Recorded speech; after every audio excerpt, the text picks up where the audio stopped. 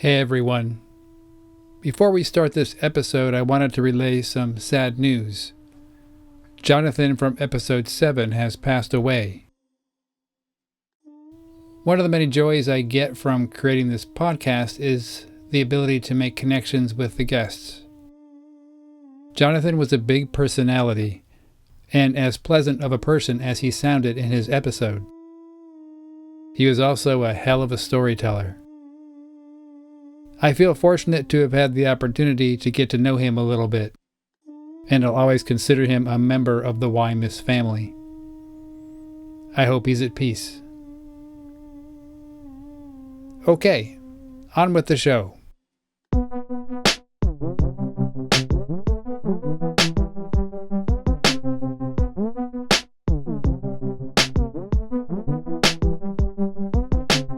Welcome back to the Your Most Interesting Story podcast. I'm Rob, and each episode my co-host Jake and I hear about and dig into the most interesting thing that's happened to someone in their life. These are first-hand, true stories told by the people who experienced them.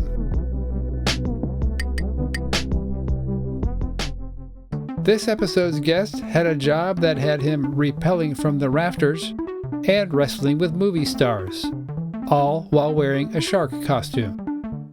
Let's hear Jason's most interesting story. This is a story about how I actually became a professional mascot, and it dates back to my time in college at San Francisco State University, where I met a cheerleader, and her name was Michelle. And Michelle was standing behind a table dressed in her cheerleader outfit and had a sign on the front of that table that said tryouts for mascot cheerleader dance team.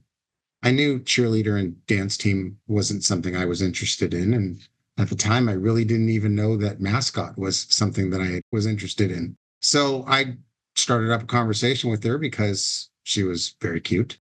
We got a little bit into what the mascot was all about. It was a green furry alligator, and said, "Hey, you should come try out. You should come try out."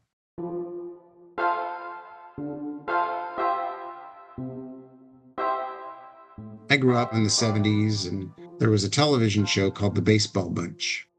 It starred Johnny Bench, Cincinnati Reds, and he would teach kids how to play baseball, and I loved it. It was on every Saturday morning. And one of the stars of the Baseball Bunch was the famous chicken from San Diego, really the first professional mascot. And I always thought he was hysterical. I just thought he was so funny, and his mannerisms were great. The San Diego Chicken, performed by Ted Janulis, was one of the first mascots to be paid and to gain significant recognition. While other mascots existed before him, the San Diego Chicken's popularity and commercial success marked a turning point in how mascots were viewed and compensated in professional sports. So when Michelle, the cheerleader, asked me to try out, I said, why not? Why not give it a go? So I went to the first day, and all these people that were trying out for the cheerleader and dance team showed up. And one other person did actually show up to audition to be the mascot. So we went through the first day of auditioning. The second day, he didn't show up, so it was mine. I didn't really have much of a tryout, but I got the job as the Gator mascot.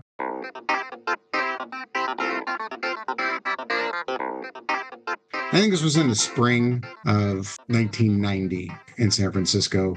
And that summer, they told me that I had to go to college cheerleading camp at the University of Santa Barbara. And at first this doesn't sound like fun, but okay, I'll go. And I went. It's about a 5-day camp. And when I got there, I realized that there were 3,500 college cheerleaders at this camp. About 100 of them were guys. All of a sudden, I really liked cheerleading camp. But oddly enough, the best thing was that I was pretty darn good at being a mascot.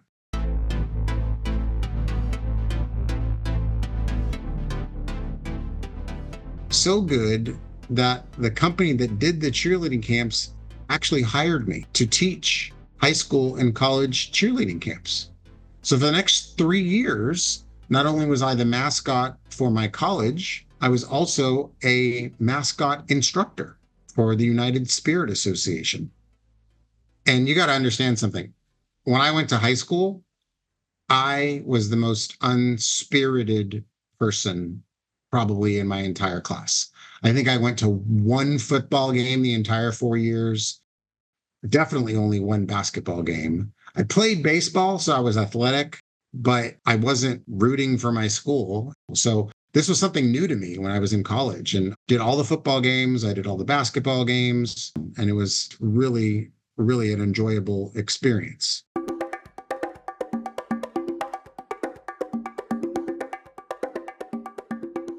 The camps that I was teaching, I mentioned the United Spirit Association.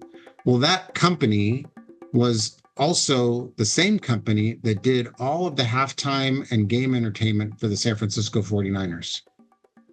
And the mascot for the 49ers, he said, "Hey, do you want to be my handler?" And a handler is somebody that follows the mascot around, makes sure that they're safe, keeps kids off of them, make sure that they're on time if they have to be somewhere. And I said, sure, of course. I remember my first day, my very first 49ers game. This was when the 49ers were still playing at Candlestick Park. And actually, at that time, so were the San Francisco Giants. The baseball field was still in place because there's that time at the end of the baseball season and at the beginning of the football season where you're kind of playing football on a baseball field. And I remember actually running the bases because I was, hey, I'm on the field at Candlestick Park.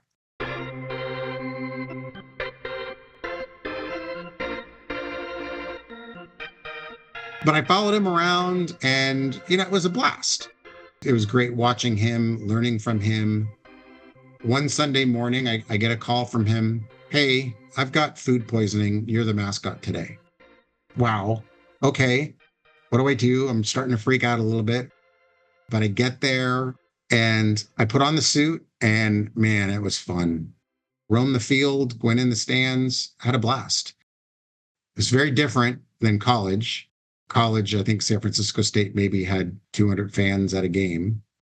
San Francisco 49ers, quite a lot more. He finished out the season, of course.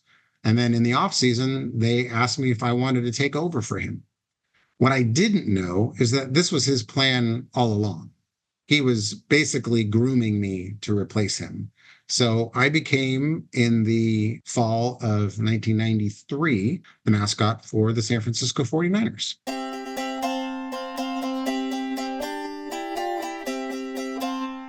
At the same time, I was doing those cheerleading camps. I was actually working for the United Spirit Association as well. And one of the 49ers cheerleaders, her name was Lori, she was my boss. And she said, hey, the San Jose Sharks are having tryouts for S.J. Sharkey, their mascot. You should try out. The 49ers, all I did were the home games, maybe a personal appearance here and there. But it was not a lot of work. I think I got $150 per game and maybe $50 per appearance.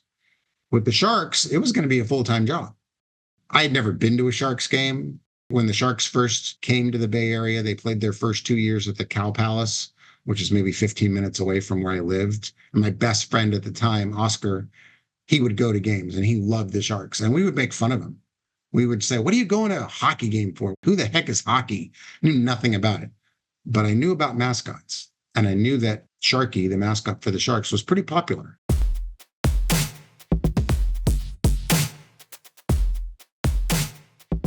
So I got together with a couple of college friends that studied film. We put together an audition tape. I should say they put together an audition tape. Absolutely amazing. Was something that I had never expected to turn out as good as it did. It was so cool. They even did an opening credits and end credits. They had music in there. It was an amazing video. I submitted it to the Sharks. I got called for an open tryout. So Jay and Steve, if you're listening, thanks, man. That audition tape really got my foot in the door. Just a quick note to the listeners, we will put a link to Jason's audition tape in the show notes for this episode. So I got called to an audition. This was in San Jose at the then San Jose Arena. They opened up the arena floor, which didn't have ice on it at the time, for a skate around event. So you had a ton of kids and roller hockey players that were there and adults that just brought their kids. And there were 16 of us that were at that tryout. I remember before the tryout thinking that I was going to have to skate. Well, I don't skate. I shouldn't say I didn't skate. And I was going to this rollerblading tryout. So I remember buying rollerblades and just going out in front of my house and skating and grabbing a street hockey stick and a street hockey roller ball and skating up and down the street. And I was not good. I knew I wasn't good. I was falling all over the place. I remember at one point, an old school friend was driving by and said, "Jason, what are you doing?" And I said, "I have a tryout with the Sharks." She literally thought I was trying out for the hockey team. And the look on her face, I really had to kind of explain to her, no, I mean the mascot.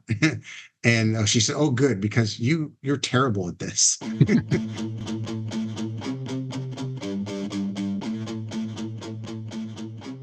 Fast forward, I get to the audition. They put 8 of us in each room. There were 2 Sharky costumes. You were lucky, I guess, if you were the first person to go because no one had worn the costume before you. And you're in costume for 10 or 15 minutes. But if you were like me and you were the 6th person to go in your group, then you had 5 other people who were sweating and stinking up that costume before you got into it. And there's only so much that a couple sprays of Lysol can do. Right away, they say, "Hey, we don't want you guys to skate today." Oh, what a relief that was. So now I was in my element. There was a little bit of a crowd. You know, the things that you do when you're a mascot, you shine a bald guy's head. I think I actually had a can of silly string and I put silly string on his head before I shined it. I was crowd surfing and I was having a blast. Well, I guess I did something right because it came down between me and a professional clown. And so we're in the waiting room kind of, and they call one of us in and they call the other person in. And then the next day I got a call saying, "Hey, we want you to come and actually do a game as your final tryout."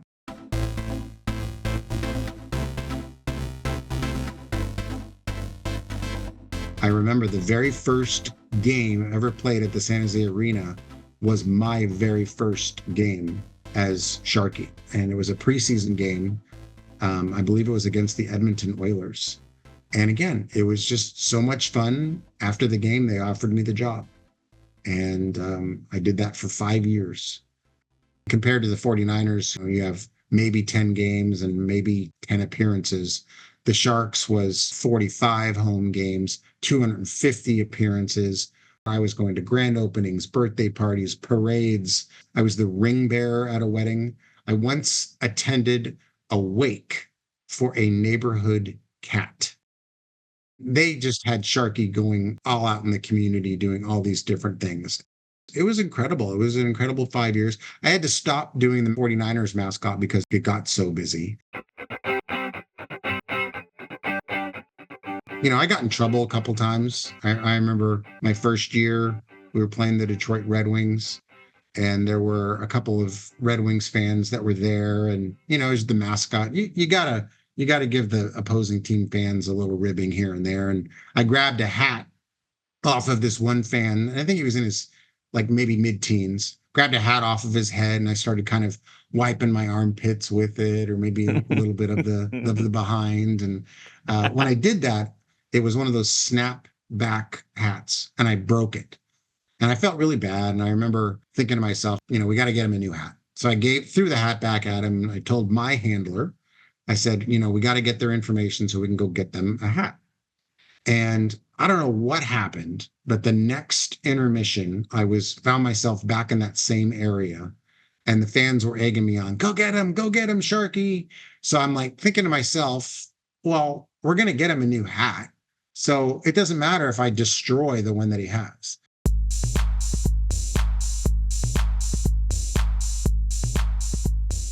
So I grabbed the hat off his head again and started bringing it around to fans, and fans were pouring beer in it, nacho cheese, mustard. It was disgusting. I snapped. I don't know what I was thinking.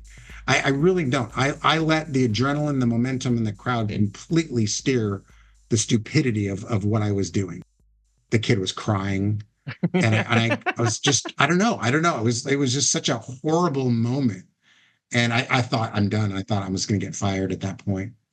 The story gets a little bit better in that I later find out that the hat was given to this fan by the captain of the Detroit Red Wings, Steve Yzerman. So nice. Not only did I destroy this hat, and we took it to the cleaners, we could not get the mustard out of it. It was bad. And, we had to call up the Red Wings, ask for an autographed Steve Yzerman hat. I remember my boss screaming at me after the game, and I had to write a very formal apology. Did you sign that as Sharky? Yeah. Did you have to stay in character? I can't remember. I used to have fans that would write fan letters, and I would write them back as Sharky. Did you wear your suit when you were writing them back? No, but I wore my glove.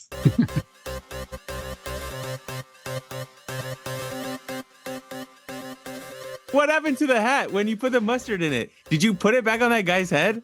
Oh, no, I never put it back on his head. We just destroyed the hat. The mustard in the hat thing is a little bit crazy, a little ruthless, but this is hockey we're talking about. These are some pretty crazy people, hockey fans are. Has the fans from the opposing team ever tried to box you all drunk, trying to sock you up, and then the situation gets escalated, security has to come? Do you stay in character? What do you do when that happens? Oddly enough, the opposing team fans weren't the ones that would give me crap. It was always drunk Sharks fans. Oh, I remember one time we were playing, I want to say it was my first year. We were playing the second round of the playoffs against the Toronto Maple Leafs. And it was, I don't know what, maybe game 5. It went to game 7 or something like that. But I remember we scored a goal and a fan just punched me in the head, so hard. In celebration? In celebration. I don't know what and we never knew who did it, but he hit me so hard that he cracked the hockey helmet that I had on underneath the costume. That's how hard he hit me. I mean, it was, and I was down and everybody was looking at me. The problem that when you're a mascot, sometimes they don't know if you're hurt, right? Yeah. They think, oh, he's just messing around. And so we never caught the fan, never knew who did it, but it was painful.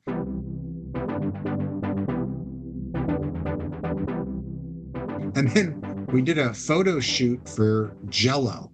They were basically hockey cards that were on the back of Jell-O packets. And they teamed you up with a player. Well, the player they teamed me up with was Marty McSorley.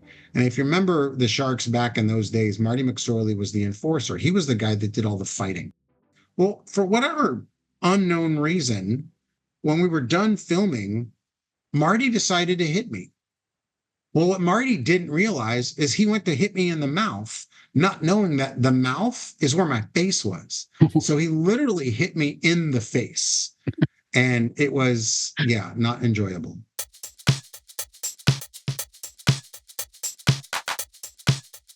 I think it might have been my 3rd or 4th year. There was a film called Ed TV. It was directed by Ron Howard. It starred Jenna Elfman and Mathew McConaughey. I think it was one of Mathew McConaughey's earlier films. And the story revolved around this person who lives in San Francisco being filmed 24/7. If he's sleeping, he's on camera. If he's going to the bathroom, he's on camera. If he's on a date at a bar, he's on camera. As part of the script, the Sharks invite him to drive the Zamboni. So during an actual hockey game, we got permission to extend the length of the intermissions. And the idea was that Mathew McConaughey was going to be actually on the Zamboni, driving it around the ice. And then they said, oh, we want him to chase Sharky on the Zamboni.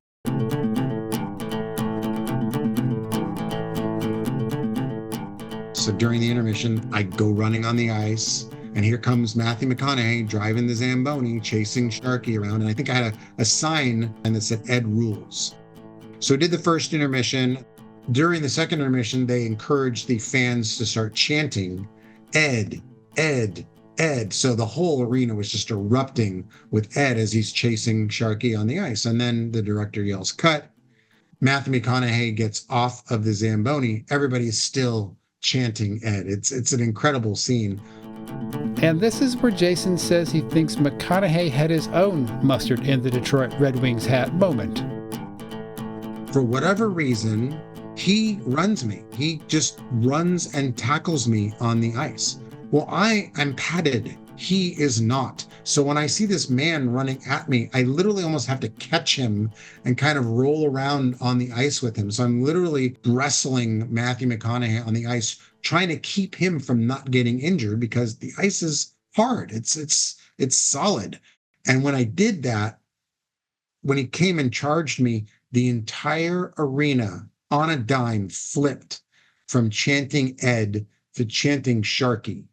I mean, it was so night and day that both McConaughey and myself stood up and had this moment of looking around, because you knew at that point, it was like, don't mess with our mascot, Mr. Actor. And he just said, oh man, they really love you.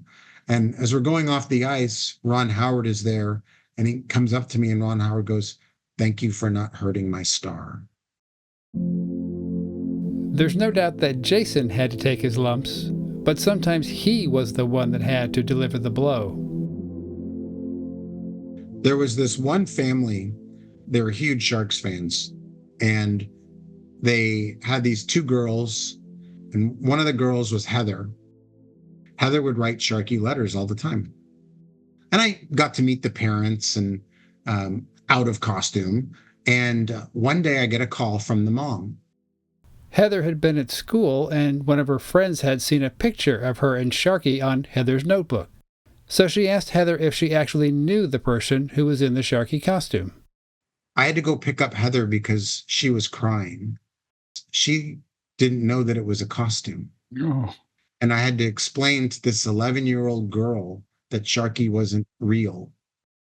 This little girl believed that Sharky was real. You got to step back and realize that what you're doing is so powerful sometimes for these kids.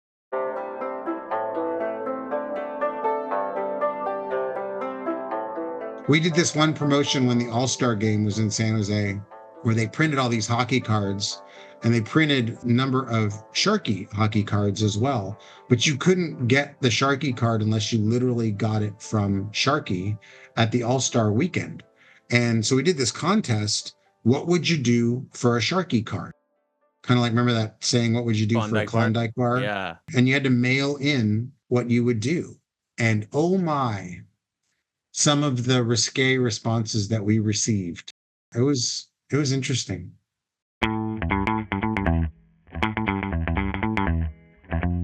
They had a bachelor auction to raise money for the Boys and Girls Club. And they called Sharky up, they called me up and said, hey, can Sharky be a bachelor? And some woman bought a date with Sharky. So we had this whole date arranged where Sharky showed up in a limousine, knocks on her door, flowers, the whole thing. We go to dinner, sit in a booth, and everybody's like staring. And she orders dinner. I'm just sitting there. The only thing that I could eat or drink through the costume was water. I think I got up maybe once or twice to go to the bathroom so I could take off my head and breathe. But from there, we go to Rooster T. Feathers Comedy Club. And I remember we had to sit way in the back because Sharky's head was so big. There's a guy in a shark costume, and the opener doesn't say anything. The middle person doesn't say anything. The headliner gets up there, and halfway through, she's all, I just have to ask, why is there a shark here tonight? And the girl yells out, I'm on a date with him. It was hysterical.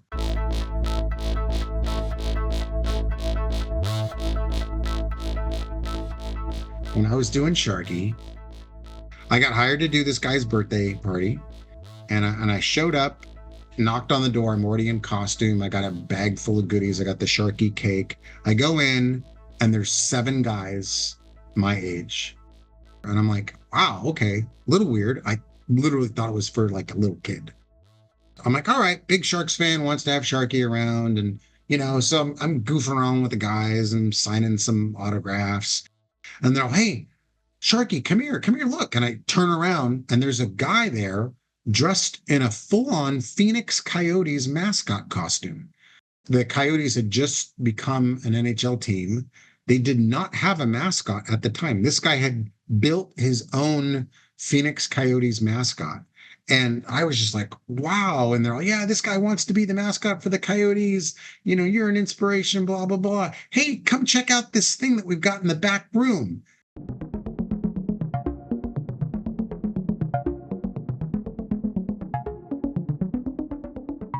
And I'm like, sure, why not? I go to the back bedroom and there's a full-on tiger cage with what I think was a stripper pole down the middle of it. And at that point, it got weird. And I exited that appearance. They were probably really nice guys, and who knows what their intentions were. Well, there may be some clues, because this isn't the last time that Jason would run across this Sharky-inspired mascot wannabe. And this guy that wanted to be the Coyotes mascot becomes the Earthquakes mascot. And then he's on MTV being interviewed about being a furry. Furries are enthusiasts of anthropomorphic animals. In other words, animals with human characteristics. They often explore this interest through art, role-playing, and custom-made costumes known as fursuits.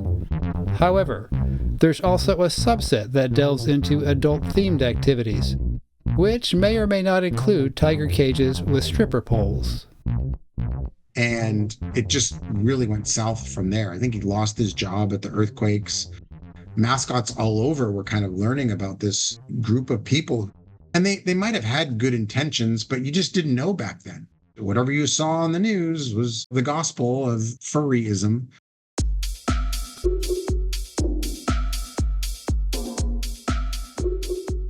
I was thinking about the Sharky costume have potty portholes for like easy access. On top of that, this is before camel packs were like invented. Could you drink? Did you have a diaper? What was going on inside the suit? So I actually did have a camelback. So camelbacks were invented back when I was doing Sharky. I remember trying to wear them, and the suit was so tight that it was really hard to not have the water explode into your mouth when somebody bumped up against you. And the water didn't stay cold. It got warm really quick because it's just up against your hot body. We tried ice packs. We tried putting fans in those things. No, there was no sort of Depends or anything that we would wear. With Sharky, was an interesting costume compared to, say, a lot of other mascots. You're literally just wearing hockey gear. So I was just wearing hockey pants, running around with hockey pants on. I remember one time I went into an elevator at the San Jose Arena, and this girl just reached up between my legs and grabbed me. And she said, I just wanted to see if you were a guy or a girl. Oh, yikes. I know the classic Sharky move is eating the head of whoever he's interacting with because you're a shark. Did you introduce any moves that continued on? When I was the Sharks mascot, I was actually the first to rappel down from the rafters of the San Jose Arena. And those rafters are 94 feet off the ground. And I remember training for that. And I'm not afraid of heights, but when you're 94 feet up and you're dangling on a rope, it's different. Another thing that I started with the Sharks is I would stand on the plexiglass.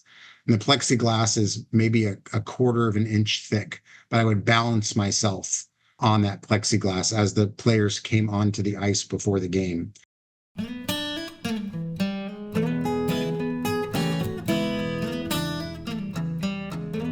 How would you compare the mascot profession with the folks who are at theme parks as characters? Theme park characters wave and pose for pictures. Ooh, talking smack. Sport teams, mascots, they interact, they're active, they're doing tricks, gags, videos, stunts. One of the mascot people that I met, he used to be the mascot for the Seattle Mariners, for the Nashville Predators. He helps mascots jump off the roof of arenas now. Mickey Mouse is not going to do that. Tinkerbell now, she might.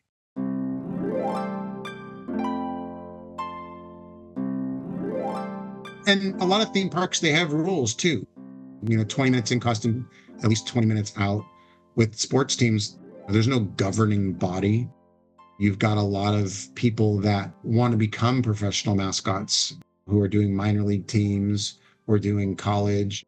So professional sports teams, unless you're, a rare talent, they know that mascot characters can be a dime a dozen. Luckily for me and the person that came after me at the Sharks was not one of those organizations. They valued the people inside the costume, because after I did it, the next person, he did it for over 20 years. But yeah, theme park mascots, not so active.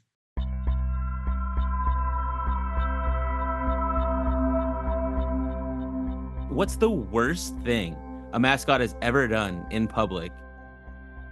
I've seen a picture of Mr. Met, the New York Mets mascot, flipping fans off.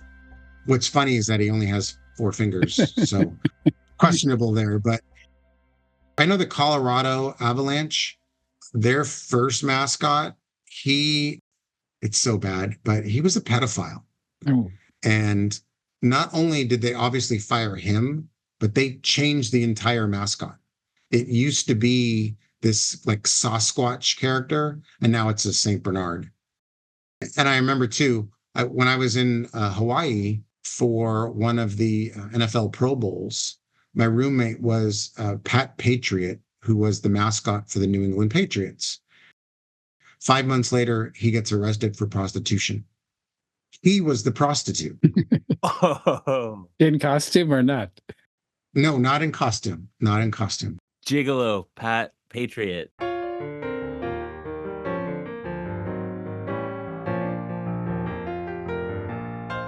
How do you think being a professional sports mascot has changed you or your life trajectory?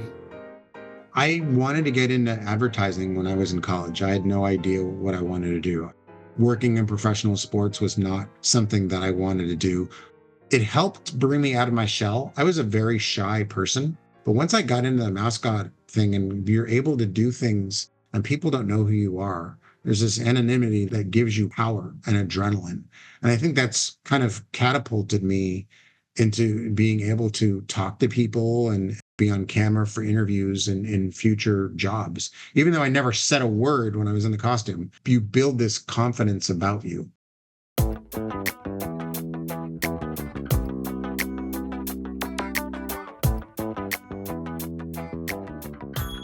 I did so many appearances. I was in that costume 7 days a week.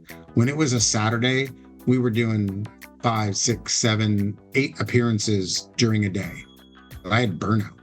There was a time when I thought about leaving. I had a job offer to go become the Pittsburgh Pirates mascot.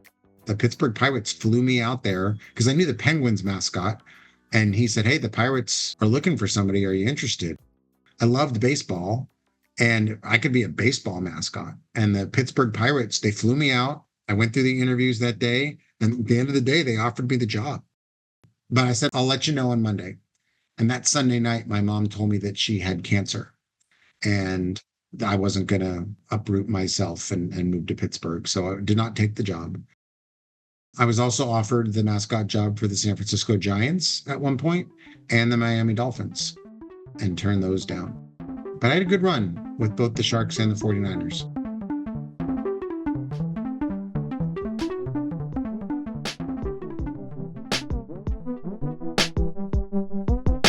And that's going to bring Jason's story to an end. Remember to check out the YMIS Podcast Instagram account for episode-related pics. Your Most Interesting Story is available on all podcast platforms, including YouTube. If you'd like to support the show, you can like, rate, review, share, and/or subscribe. Or you can visit our website where you can also let us know if you'd like to tell your most interesting story. Just follow the link in our show description. Our email address is ymispodcast@gmail.com. Until next time, be interesting.